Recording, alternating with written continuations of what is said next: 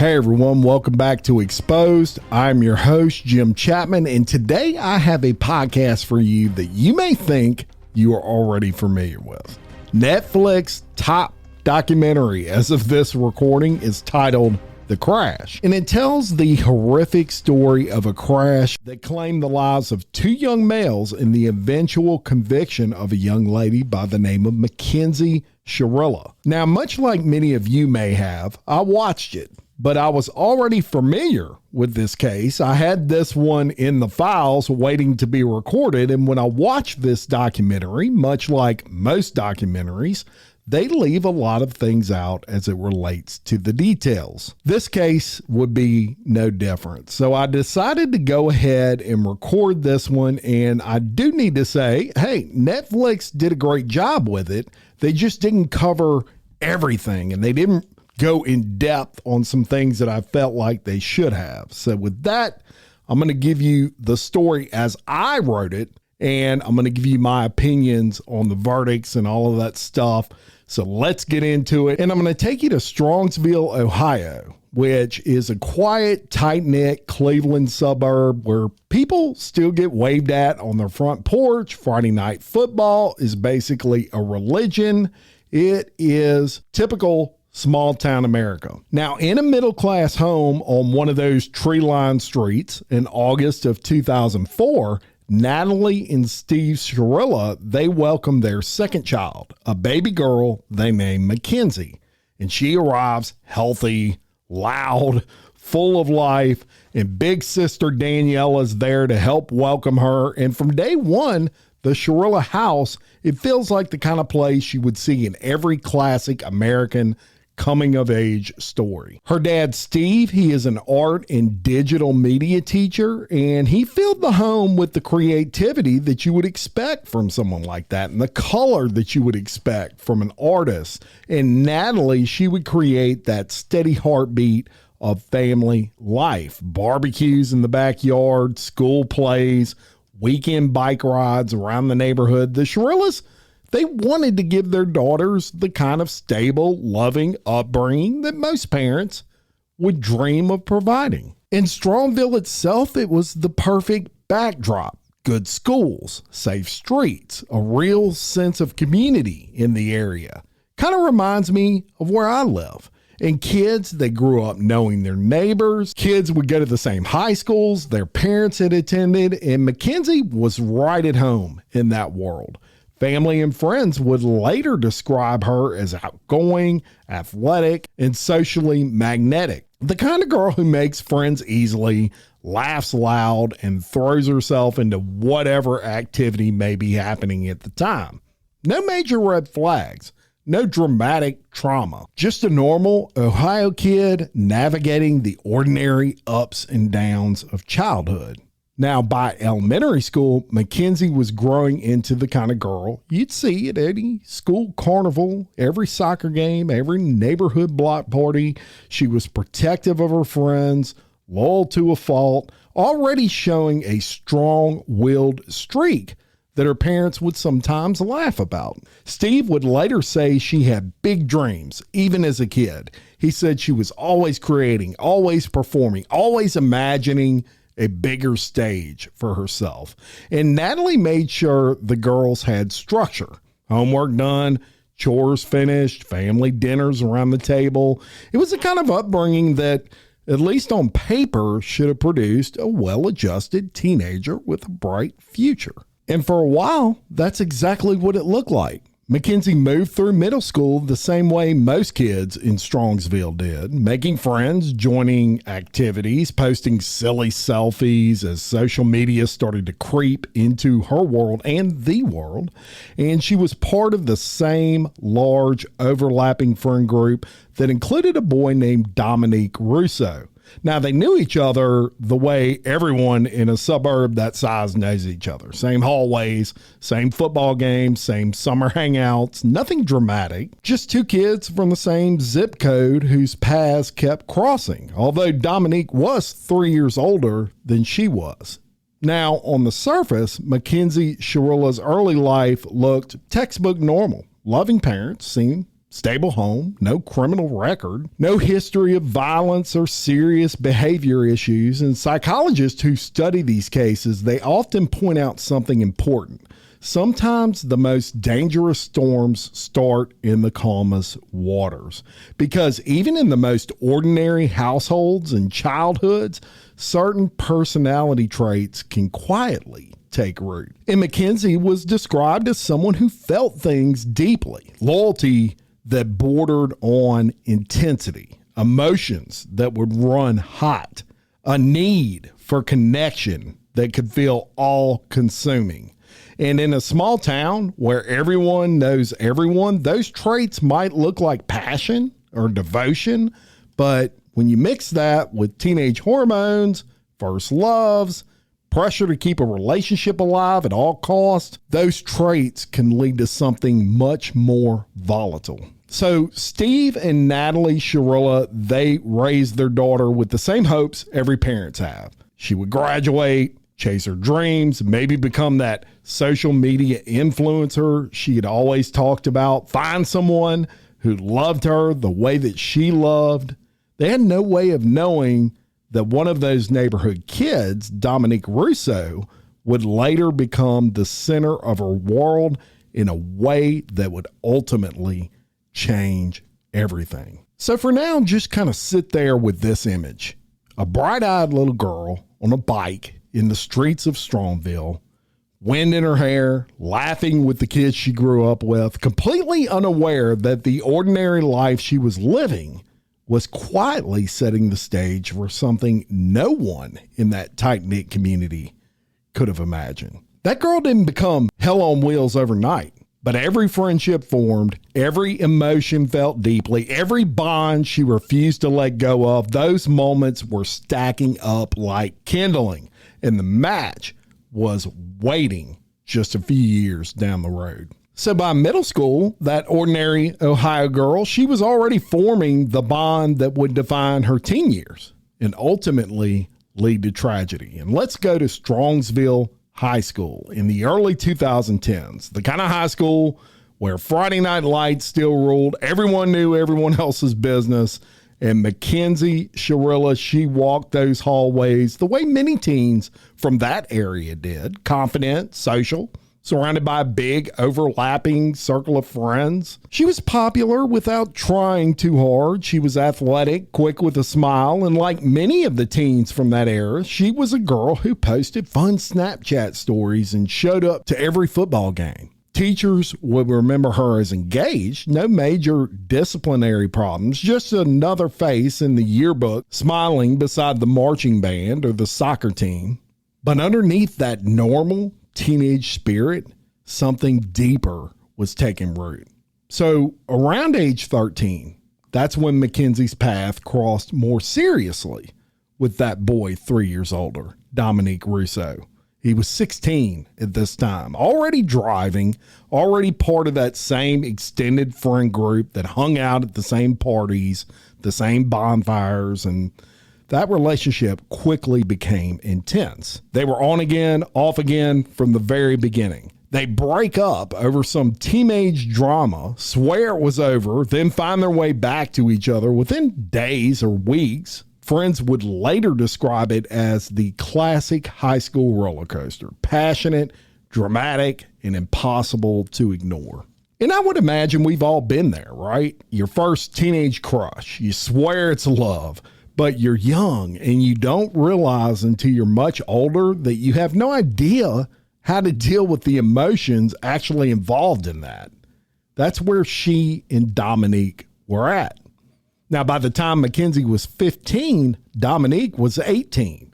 The relationship had become the center of her world. They spent nearly every free moment together when they fought, and they fought often. The makeups were just as explosive. Dominique's family would later tell investigators about the constant cycle, screaming matches in the driveway, doors slamming, Makenzie begging him not to leave, Dominique trying to create space. Makenzie, by all accounts, felt things with a depth that was absolutely overwhelming her. She didn't just like Dominique. She needed him in a way that blurred the line between love and the fear of being alone.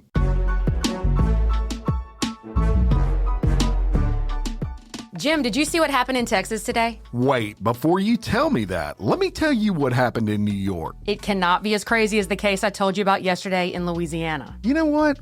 We should do a podcast about it.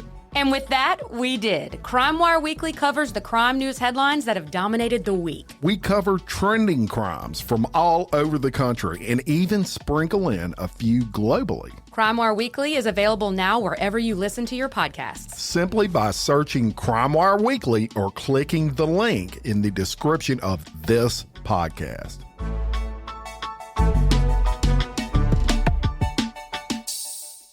Court testimony would later reveal text and messages showing her panic during breakups. Please don't leave me. I can't do this without you. You're my everything. And Dominic, he was caught between teenage independence and her intensity, and he would pull away only to be drawn back by the same magnetic pull. Now, keep in mind, Dominic was much older. Doesn't sound like 3 years is a whole lot older. But you have to think about it this way. 18 and 15 are two totally different worlds, right? He was much more mature. And there were recordings of one particular fight they had that Netflix, if you watch that series, they played it on that series where you can really get a good sense of that. Makenzie shows up at a door. She's pissed. She's making threats to end the relationship if Dominic doesn't answer that door. And his response was, I'm not letting you in my house if we're arguing like this. And that is the difference, y'all. That's the difference right there between 18 and 15. And I feel like it's an important aspect of what is going to occur later. So in 2021, when Makenzie was still 17 and technically a minor, the two took a step most parents dread. They move in together. And it wasn't some glamorous apartment. It was a modest place in the Strongsville area. And it had a bit of a chaotic energy that you may expect from two young people playing house before they were really ready. Natalie and Steve Shirilla, they had their concerns, but like many parents facing a headstrong teen in love, they tried to support her while keeping an eye on things. Now, I would like to say that's not what I would have done. And I'm pretty confident that's not what I would have done. But I got to be honest, I've never been in that situation with my girls. And thankfully, they're all adults now, all my children. But I have two girls. And I've never, thankfully, been in that position. So I'm not trying to judge them on that. So what our parents couldn't see, really what no one outside of the relationship could fully see, was how the volatility was quietly escalating. Arguments would grow louder. Claims of mutual pushing and shoving would surface later in police reports. Dominic's family would describe Makenzie as controlling, jealous, terrified of abandonment. Mackenzie's side would paint Dominic as distant, pulling away, making her feel worthless. And the truth, as it so often is in these toxic teen romances, probably lives somewhere in the middle.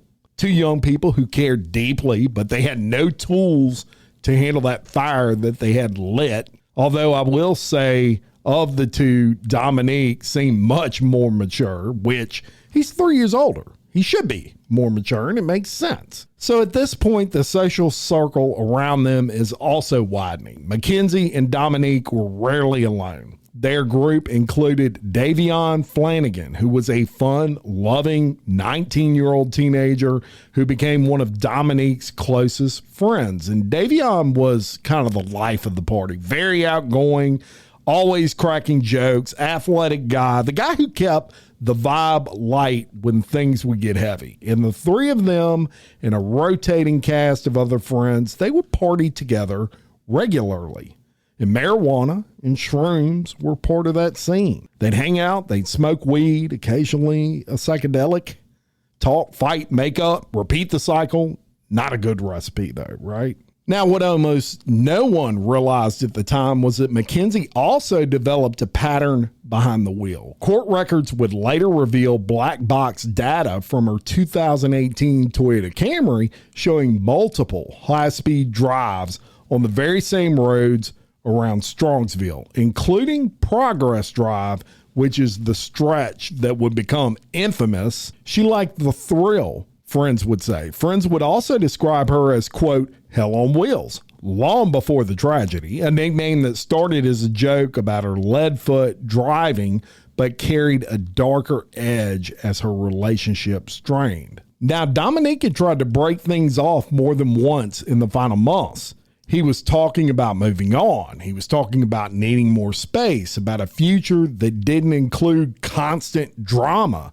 And Makenzie, she sensed the end and grew more desperate, more possessive, more determined to keep him close. So imagine this. Late nights in that shared apartment, the air kind of thick with the smell of weed and unspoken tension. Makenzie scrolling through old photos of the two of them on her cell phone, her heart racing every time Dominique's phone would buzz with a text from someone else. And Dominique sitting there trying to breathe, trying to step back, only to be pulled back into the same embrace. The push and pull of first love at its most extreme. The kind of intensity that feels romantic in movies, but becomes suffocating in real life. Teenagers don't have the life experience to recognize when passion crosses into obsession. They don't know the fear of losing someone can, at the wrong moment, turn into something much more destructive. One more fight, one more tearful reconciliation, one more promise that this time it's going to be different. That's how the final chapter began with these two. By the summer of 2022, Makenzie, 17, Dominique was 20, and their 4-year on and off saga had reached an absolute breaking point. The group was still partying. They were still smoking marijuana, still acting like the future was something that happened to other people, but the clock was ticking down on the morning of July 31st. And on that morning, July 31st, 2022, that volatile teen love story reached its horrific climax. The drive began as a ride home that would end in the 2 deaths of young men and a murder charge for Makenzie. It was just after 5 a.m. A party in Strongsville was finally over. Makenzie, at this time, 17 years old, behind the wheel of that 2018 Toyota Camry.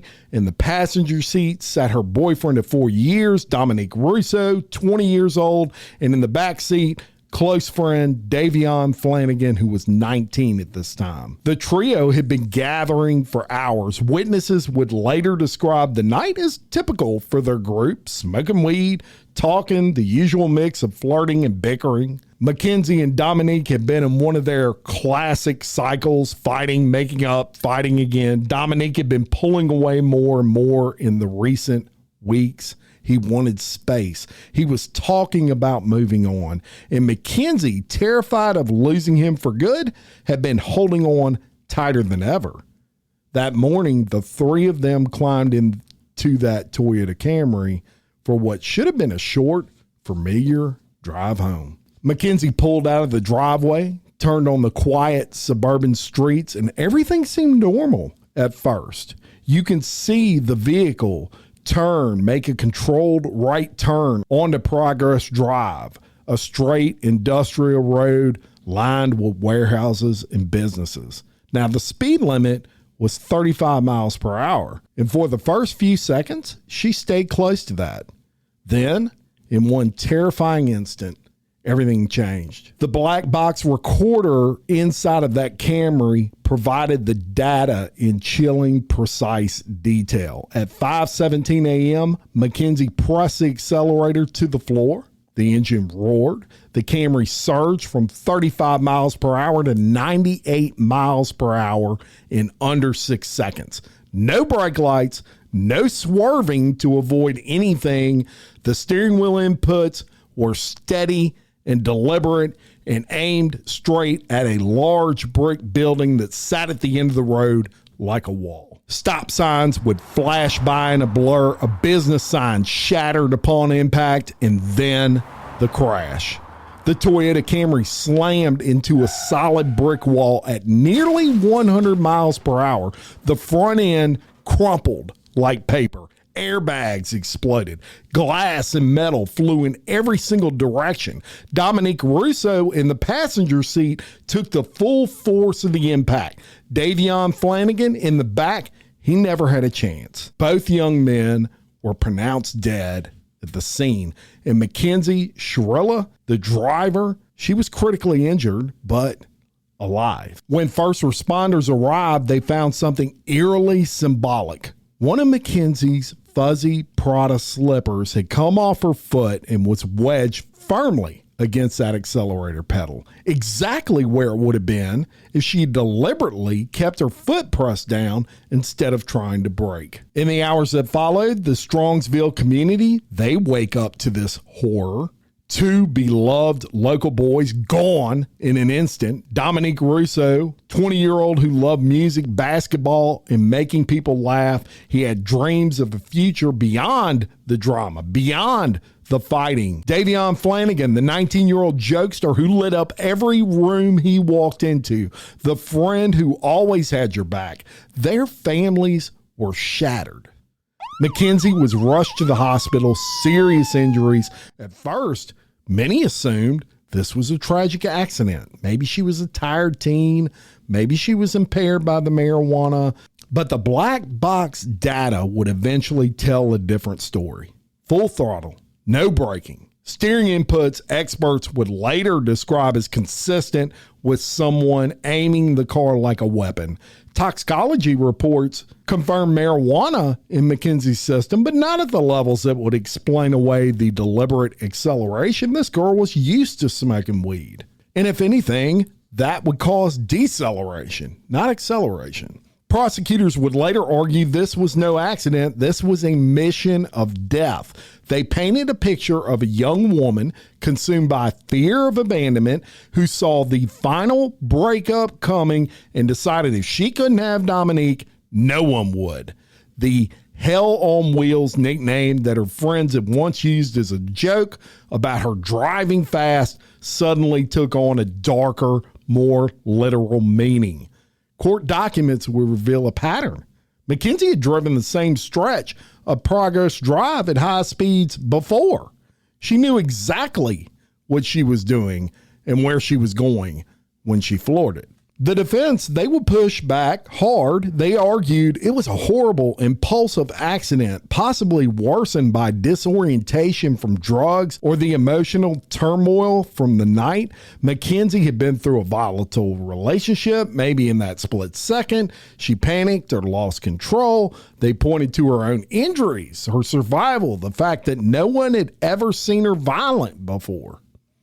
But the evidence was overwhelming. The black box told the story in cold, undeniable numbers. The slipper on the gas pedal, the lack of any attempt to steer away or brake, the history of high-speed driving on that exact same road, and the months of testimony about the toxic push and pull between Makenzie and Dominic.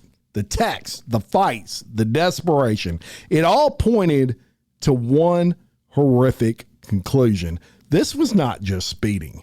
This was intentional. A 17-year-old girl had used a vehicle as a weapon in the ultimate act of, if I can't have you, no one can. Now, teenage love can be intense. We all know that. But when the intensity mixes with drugs, with a history of volatility, with a car capable of 100 miles per hour, the results, they can be catastrophic. Mackenzie Shirilla, she didn't set out that night planning to become a headline, but in those few terrifying seconds on Progress Drive, she crossed a line that you can't uncross. Two young men who still had their whole lives ahead of them were gone. A community was left reeling, and a 17-year-old girl went from being the survivor of a crash to the accused driver in a murder trial. So at this point, these two young men are gone, and the nation watched as a 17-year-old girl, she did go from victim to accused murderer.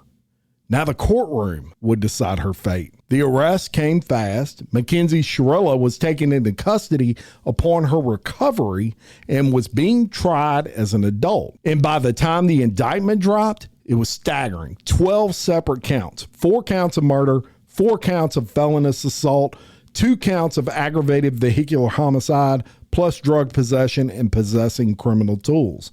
The fuzzy Prada slipper that had been wedged on that accelerator was now logged into evidence as Exhibit 1. Makenzie would appear in court looking small and shaken. The same girl who once posted carefree selfies from Strongsville parties was now wearing an orange jumpsuit and staring at the floor. Her parents, Natalie and Steve, sat behind her every single day, their faces etched with disbelief and grief. Dominic Russo and Davion Flanagan families sat on the other side of the aisle, their pain raw and unrelenting. The divide in that courtroom was as wide as the brick wall on Progress Drive. There's no doubt about it.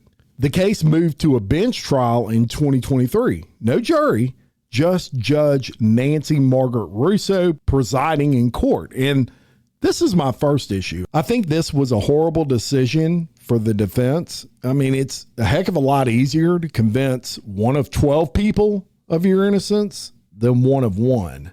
It was just a really bizarre decision to me. A lot of people speculate out there that Makenzie thought it would be easier to manipulate one person, that being the judge, than 12 people, but the odds were not in her favor. There's no doubt about that in my opinion. So from the opening statements, it was clear this would be a battle of narratives. Prosecutor Brian McDonough laid out the state's theory with cold precision. This was not an accident. This was a deliberate mission of death. He walked the court through the black box data, second by second, the controlled turn, the sudden full throttle acceleration, the complete absence of braking, the steering inputs that aimed that Camry like a missile. Relationship witnesses would take the stand and describe the toxic 4-year roller coaster relationship, the desperate texts, the fear of abandonment, the fights that had escalated right up to that final night. If I can't have you, no one will, the prosecution argued, was the unspoken motive that turned this car into a weapon. And the defense, led by attorney John Parker, they fought back with equal passion. They called it a tragic, impulsive accident, sleep-deprived teenager reacting in the worst possible way after a night of partying. They highlighted Mackenzie's own serious injuries. And they said this was a horrible mistake by a young woman who never intended to kill anyone. This was not murder. So I have a lot of issues with that. Primarily, the evidence doesn't support it. The black box, to me, is the key to this whole freaking case. Keeping your foot on the gas pedal is not as easy as it sounds if you're out of it or if you're sleep deprived. To reach that speed, you have to floor it. And the pedal is essentially fighting against you. That dog just don't hunt. As far as the street, she's very familiar with it. She had traveled that road several times in the preceding days. And lastly, that black box showed intentional navigation. Steering wheel didn't turn, like she was fighting someone for control of the car, and that is a fact. So the trial stretches through the summer of 2023. Day after day, that courtroom filled with families, reporters, curious locals from the area who couldn't believe that one of their own was at the center of all of this. And Makenzie, she sat mostly silent. She would occasionally wipe away tears. Her parents would maintain her innocence publicly. They would launch a website, social media campaign, and they would insist this crash was a terrible accident and that their daughter deserved a new trial. Dominic and Davion's families, they would speak powerfully about the futures that were stolen from their sons. Dominic's love of music and basketball, Davion's laughter and plans to build a life. The pain in that room was obvious. And on August 14th of 2023, Judge Nancy Margaret Russo, she delivers her verdict. The courtroom falls into heavy silence as she reads the words everyone had been waiting for: guilty on all counts. Now in her ruling, the judge was unflinching. She called Makenzie Hell on Wheels. The nickname that had once been a joke by her friends now was forever etched into the official record. Quote, "This was not an accident," Judge Russo would say. "This was not an intentional act. You aimed that vehicle like a weapon. The words would land like a hammer on a nail." And Mackenzie's shoulders would slump. Her parents would gasp, and the victims' families would weep openly in both relief and sorrow. Sentencing would come 1 week later, on August 21st of 2023. The courtroom was packed tighter than ever. Victim impact statements would fill the air with raw emotion. Dominic's mother spoke of the empty chair at every family dinner. Davion's loved ones would describe a world without his jokes, without his light. Then Makenzie stood to speak. Through tears, she offered a heartfelt apology. Quote, "I'm so sorry for the pain I have caused. I never meant for this to happen. I loved Dominic. I would never hurt him on purpose." Her voice would crack, but the judge will remain unmoved. Mackenzie Shirilla received 2 concurrent 15 years to life in prison. She received credit for time already served. Her driver's license was revoked for life, and as the gavel fell for the final time, the weight of the decision settled on everyone in that courtroom. A 17-year-old girl who had walked in that courtroom as a defendant would walk out headed for the Ohio Reformatory for Women in Marysville. But the story didn't end there. Appeals followed almost immediately in 2024 and in 2025. Mackenzie's legal team challenged the conviction on multiple grounds: claims of ineffective counsel, questions about the black box evidence, arguments that the bench trial should have allowed a jury. The Ohio Court of Appeals upheld the verdict. The Ohio Supreme Court refused to even hear the case.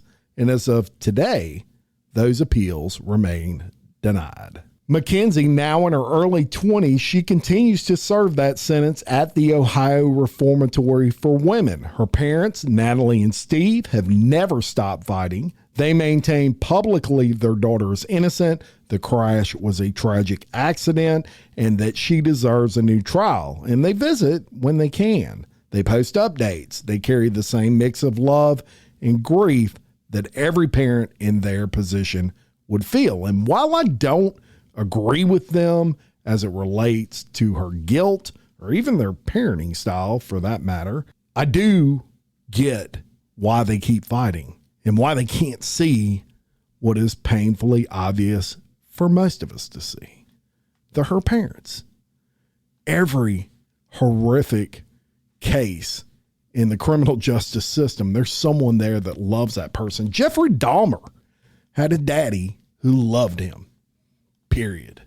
He might have been the only one, but he had a daddy that loved him, and her parents love her. And so I understand that aspect of it, but I think it's obviously blinding their truth a little bit. Now, the Russo and Flanagan families, meanwhile, they continue to obviously live with the permanent hole left in their lives. They advocate for stronger laws around teen dating violence, impaired driving, the dangers of high-speed vehicles in the hands of emotionally volatile young people. Strongsville itself still feels the pain, a quiet suburb that learned the hard way how quickly normal teenage drama can turn deadly. And I think this case forces all of us to confront uncomfortable truths about teenage relationships. Look, the intensity of first love can feel all-consuming. The fear of abandonment can cloud your judgment. Add drugs, lack of sleep, a vehicle, and the line between impulse and catastrophe can vanish in 6 seconds. Mackenzie Shirilla was not a career criminal, and in my opinion, she was a suburban girl who acted completely in the moment. as a result of some sort of argument that turned passion into a horrific tragedy that left 2 dead. My opinion, I think she flipped out in that car. I don't necessarily think she had any intention of living through that crash. And when she did, I think she had to come up with a defense for herself. I'm not even completely convinced that she remembers those last minutes. All of that being said, my heart's thoughts and prayers go out completely to the family of Dominic and Davion and to her family. I just could not imagine dealing with that. And there you have it. That's my thoughts. Let me know what yours are. Thank you so much to my Patreon supporters. I could not do any of this without all of you. And if you'd like to support the show through Patreon, check us out, patreon.com/exposed podcast files for commercial-free early releases, bonus episodes, quarterly gifts, all kinds of stuff on that channel. Until next time, for Exposed Scandalous Files of the Elite, I'm your host, Jim Chapman. Much love.